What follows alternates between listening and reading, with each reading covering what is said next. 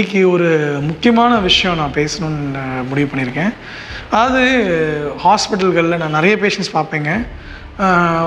Angiogram பண்ணுவோம். இரத்த குழாயில் அடைப்பு ரொம்ப கடுமையாக இருக்கும். கால்சியம் படிஞ்ச இரத்த குழாய்களாக இருக்கும். இரத்த குழாயோட பிகினிங்லேயே அடைப்பு இருக்கும். சுகர் பேஷண்ட்டாக இருப்பார் ஒரு 10-15 வருஷமாக. இரத்த குழாய்கள்லாம் ரொம்ப சுருங்கி இருக்கும். ஸோ நம்ம என்ன பண்ணுவோம் அப்படின்னா, இந்த மாதிரி பேஷண்ட்களில் 3 இரத்த குழாயில் தண்டு வளத்திலே கூட சில டைம் வந்து அடைப்பு இருக்கும். அவங்களுக்குலாம் நாங்கள் என்ன சொல்லுவோம் அப்படின்னா, மொதல் ஆப்ஷன் சர்ஜரி பண்ணுங்கள் அப்படின்னு சொல்லுவோம். இந்த மாதிரி இப்போ இந்த காலத்தில் பேஷண்ட்ஸ்கிட்ட நம்ம சர்ஜரி, ஓப்பன் ஹார்ட் சர்ஜரி பண்ணணும் உங்களுக்கு அப்படின்னு சொன்ன உடனே மக்கள் சில பேஷண்ட்ஸ் என்ன பண்ணுறாங்க அப்படின்னா, எங்களுக்கு வேண்டாம், எங்களுக்கு ஓப்பன் பண்ணி பண்ணுவீங்கன்னா வேண்டாம், நாங்கள் அதை ட்ரீட்மெண்ட் வேணாம்னு சொல்லி டிஸ்சார்ஜ் வாங்கிட்டு போயிடுறாங்க.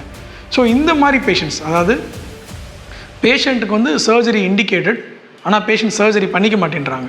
சர்ஜரி பண்ண முடியும் ஆனால் வேணான்னு சொல்கிறாங்க. அப்படி இந்த கேட்டகரி பேஷண்ட்ஸ்க்கு என்ன பண்ணுறாங்க சில பேர் அப்படின்னா, சில பேர் பார்த்திங்கன்னா 1 வருஷம் 1.5 வருஷம் கழித்து திருப்பி நம்மளை பார்ப்பாங்க.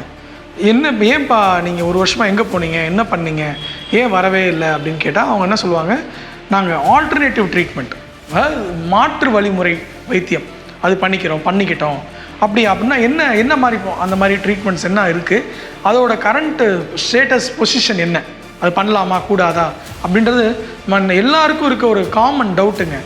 ஃபார் எக்ஸாம்பிள் நான் எதை பற்றி பேச போகிறேன்னா, இந்த கீலேஷன் தெரப்பி அப்படின்னு சொல்கிறாங்க.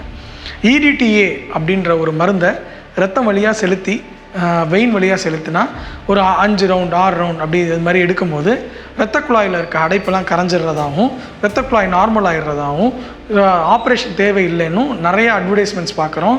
நிறைய பேர் இந்த தெரப்பியை எடுத்துக்கிறாங்க. இதோட சயின்டிஃபிக் ஸ்டாண்ட் என்ன, அவங்க எல்லாரும் போடும்போது என்ன சொல்கிறாங்க, இது அமெரிக்காலே அப்ரூவ் பண்ணப்பட்ட தெரப்பி அப்படின்னு சொல்கிறாங்க. உண்மையாகவே அந்த மாதிரி ஒரு தெரப்பி இருக்கா?